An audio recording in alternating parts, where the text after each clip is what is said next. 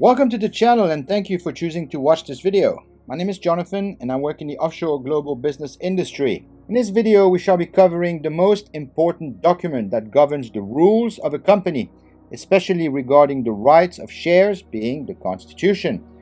First, we will go over the definition of what makes up a constitution and what it fundamentally is. Second, we will touch upon what company law states about constitutions, and since I work in Mauritius, we shall be using the interpretations as defined in the Mauritius Companies Act 2001, or as we call it here, the CA 2001. Third, we will go over sections 39 and 41 of the CA 2001, regarding there being no requirements to adopt a constitution and the effect of not having a constitution, respectively. Fourth, we will cover section 40 regarding the effect of adopting a constitution. And finally, we will be covering the remaining sections of the CA 2001 regarding constitutions, being section 42 on the form and content of constitutions and section 44 with regard to the adoption, alteration, and revocation of constitutions. I hope you enjoyed this video, and as usual, I wish you a reflective and insightful viewing.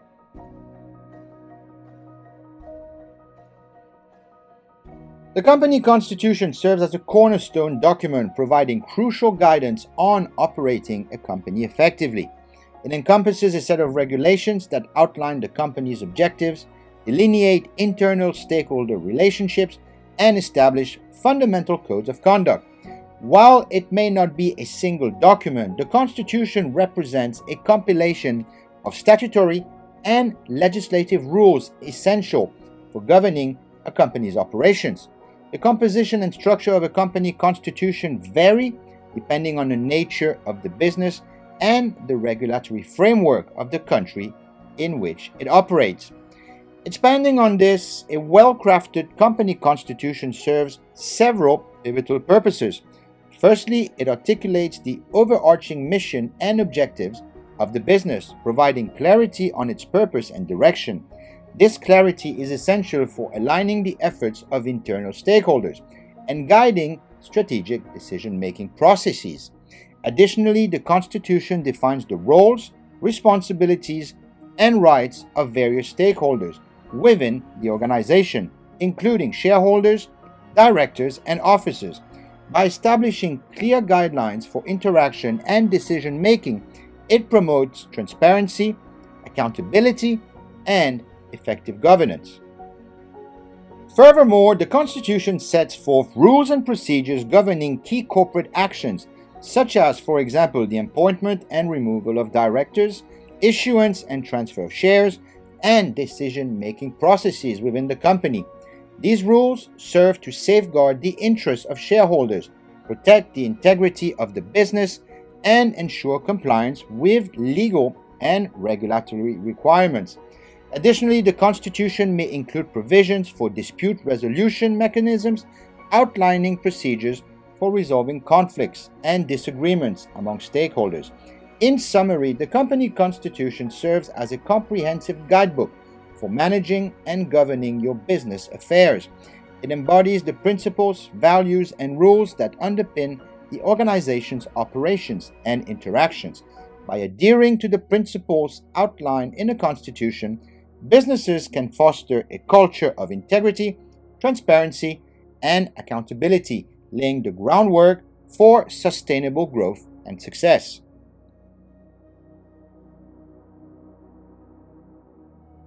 As mentioned in the intro to this video, we shall relate company law to constitutions by going over the provisions of the Mauritius Companies Act 2001. You should employ the same methodology and approach if you are working in or concerned with another jurisdiction by referring to the applicable company laws concerning constitutions. Let's see what section 43 of the CA 2001 talks about in terms of the effect of adopting the constitution. I will not read back word for word the provisions that appear on screen, but rather will make it simpler for you to understand. You may pause the video now to read through the actual subsections. Here are the subsections simplified in plain English. Subsection 1 states that if a company's constitution conflicts with or doesn't align with the provisions of the CA 2001, it is not valid. Subsection 2 in turn outlines that the company's constitution is like a contract between the company and its members or shareholders, and among the members themselves, as long as it follows the provisions of the Act. And finally, according to subsection 3, any money a member owes to the company, according to the Constitution, becomes a debt they owe to the company. Now, backtracking to section 39 of the Companies Act 2001, we see that a company may, but does not need to adopt a constitution. Now, this may sound confusing in itself, but it really is not, especially if we jump to the next related and applicable section, which is section 41, defining the effect of the Companies Act 2001 on a company when it chooses not to adopt a constitution as stipulated under section 39, which we just covered. Once again, pause the video to read the applicable section. Subsection 1 stipulates in the simplest of terms that if the company does not have a constitution, meaning it has chosen not to adopt one, all internal parties, meaning the company itself, the board of directors, each director, and each shareholder, must follow the rights, powers, duties, and obligations outlined in the Companies Act 2001. In essence, not adopting a constitution is legally permitted, and in such instances, all provisions of the CA 2001 must be adhered to concerning any applicable matters. Now we jump back to the reverse scenario of a company not adopting a constitution, meaning in this case it has chosen to adopt and register a constitution. Subsection 1 states that if a company has a constitution, all parties involved, being the company, the board, each director, and each shareholder, must follow the rights, powers, duties, and obligations outlined in the Companies Act 2001, unless the Constitution specifically restricts, limits, or changes them without contravening any provisions of the Act itself. By combining subsections 2 and 3, we see that for private companies, and the emphasis is put on the word private, which means these two subsections do not apply to public companies in Mauritius, their constitution should generally follow the template provided in the second schedule of the CA 2001, unless stated otherwise. However, such private companies can adjust or change their constitution as allowed by the second schedule. Now, I will not go into simplifying the entire second schedule, as the related topics will be covered in upcoming videos. However, in my sector and industry, we do in fact follow the provisions laid out in the second schedule of the Act, which makes provisions for the issue of shares, the transfer of shares, directors' rights to refuse the registration of transfers of shares, the purchase or acquisition of a company's own shares, calls and forfeitures on shares, shareholders' meetings, remuneration of directors, board meetings, managing directors, and other directors, dividends, winding up, or dissolution of a company. Now, any other provisions not stipulated in a second schedule of the Act may be included in a constitution, such as, for example, an arbitration clause. This is permitted under section 42.2, which states, quote, subject to section 27.3, the constitution of a company may contain a. matters contemplated by this Act for inclusion in a constitution of a company, and b. such other matters as the company wishes to include in its constitution, unquote. Section 27.3, in simpler terms, state that a company's constitution can include a provision concerning its capacity, rights, powers, or privileges, but only if that provision imposes restrictions on the company's capacity or those powers, privileges, and powers. What you must remember is that there is in fact a section in the Companies Act that provides an outline for what a constitution should mention, and other provisions of the CA 2001 may be included therein. Basically, the second schedule of the Companies Act 2001 is your go-to guide or backbone for enacting a constitution. We now tackle Section 44 of the Companies Act regarding the adoption, alteration, and revocation of constitutions. What this basically means is as such: if a company was incorporated without a constitution, it may choose to adopt a constitution at a later point in time, hence the word adoption. Regarding the alteration, as the word suggests, if a company has been incorporated with a constitution, it may choose to modify some provisions therein.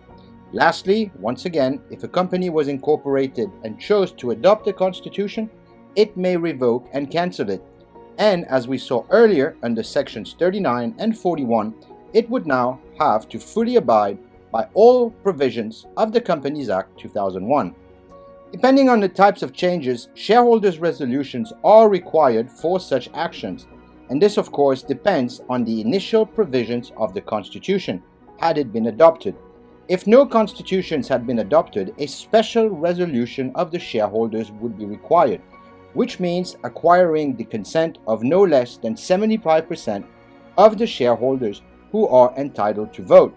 This is defined under Section 2, Interpretation, which states, quote, "A special resolution means a resolution approved by a majority of 75%, or if a higher majority is required by the Constitution, that higher majority of the votes of those shareholders entitled to vote and voting on the question," end quote. Subsection 1 states, as we just saw, that shareholders or members of a company can adopt a constitution for the company through a special resolution if the company doesn't already have one. Subsection 2 states that the shareholders of a company can change or cancel the company's constitution by special resolution, except as limited by certain sections of the Companies Act. The word subject is important here, and in a nutshell, this is what these sections mean.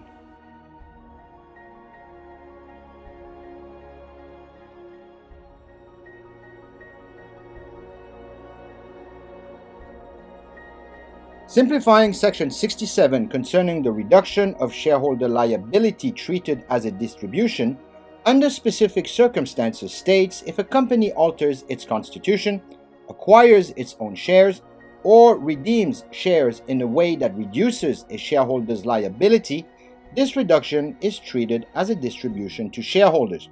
Furthermore, in cases of company amalgamation, meaning a merger, where a shareholder's liability to the new company is less than in a previous one, or if the liability is cancelled through amalgamation, it is treated as a distribution to shareholders as well. Section 80 regarding the redemption of shares on a fixed date describes the process of redeeming shares on a fixed date. It states that if a share is redeemable on a specified date, the company must redeem the share on that date, consider it cancelled, and treat the former shareholder as an unsecured creditor for the redemption amount.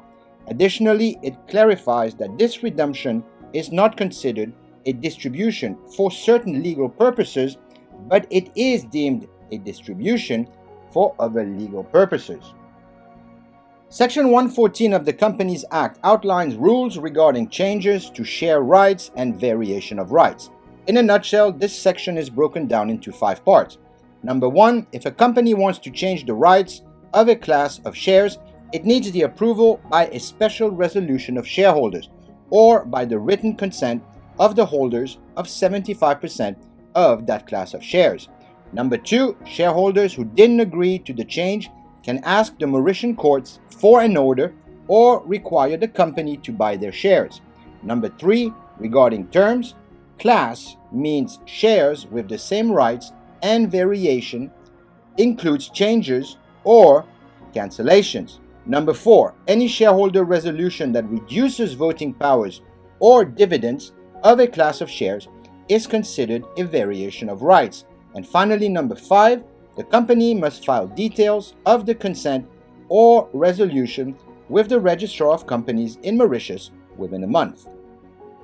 Going back to Section 44, subsection 3 states that an existing company that kept its memorandum and articles as its constitution under Section 42(1)(c can't change them unless it combines them into a single document to form its new constitution. Subsection 4 stipulates that a company can ask the Registrar of Companies to waive the requirement mentioned in subsection 3. If the registrar believes that enforcing it would unfairly harm the company and that the change needs to happen quickly, they can grant the waiver with conditions they deem appropriate. Lastly, subsection 5 states that within 14 days of a company adopting, changing, or cancelling its constitution, the board of directors of the company must send a notice in a form approved by the registrar to the registrar for registration. The form approved just mentioned is usually filed by management companies like my employer in the offshore global business sector through the Mauritius Companies Business and Registration Integrated Systems website, which is completed and filed online. This form can also be manually downloaded from the registrar's website under downloadable forms. Details of the changes must be input in the system, which will generate a filled printable form known locally as Form 12. The completed form must be dated and signed by the company secretary, accompanied by the necessary supporting documents, which include a copy of the adopted or altered constitution, the certified copy of the shareholders' resolution approving the said changes, and a legal certificate provided by a legal firm attesting and certifying that the constitution to be adopted or altered does not contravene any provisions of the Companies Act 2001. And finally, we reach the last concerned section for this video on constitutions, which is section 42, regarding the form and content of constitutions. As summary, section 1 and subpart A state that a company's constitution, if it is incorporated under part 3 of the Companies Act in Mauritius, meaning an incorporation done in Mauritius, shall be a document certified by the applicant who registers the company as its constitution, essentially a senior officer of management companies for people working in our sector in our capacity as Secretary of Global Business Corporations. Subsection 2, as we previously covered, states that constitutions be bound to follow the guidance listed in a second schedule of a CA 2001. Regarding subsection C, the constitution of an existing company is its original or amended memorandum and articles of association under the previous Mauritius Companies Act 1984 or the Mauritius Companies Act 1913. However, any statement of objects in the memorandum will follow the rules in section 28, starting from the commencement of the Companies Act, meaning since the year 2001. Section 28 in a nutshell refers to the following regarding the validity of actions by a company. Number 1, if a company's constitution states its objectives, the company is restricted to only conduct business aligned with those objectives, unless the constitution explicitly states otherwise. Number 2, if the constitution restricts the company's activities, the company's abilities and powers are not limited by that restriction, and any actions, contracts, or property transfers may be made by the company and still be deemed valid, even if they go against the restriction. Number 3, the rules of this section do not override certain sections of the law. And number 4, the company's ability to take action is not affected by whether the action is in its best interest or not. The next subsections are pretty self-explanatory, so I will not expand further. Lastly, section 42.2 infers that the constitution of a company can include any matters outlined in a Companies Act, any other matters the company desires, and finally, the constitution and any changes to it must be certified by a legal professional, but they do need to be written in a notarial deed. Once again, thank you so much for watching this video until the end. This is hugely appreciated by me, and I hope it provided you with valuable information, insights, and key takeaways. If you enjoyed the content of this video, it would mean a lot if you would click on the like button to help with the YouTube algorithm. As always, I will be posting frequent and insightful content, so feel free to come back to the channel for more videos concerning the offshore, global, and financial services industries. Stay safe and healthy, guys. I'll see you in the next one. Cheerios.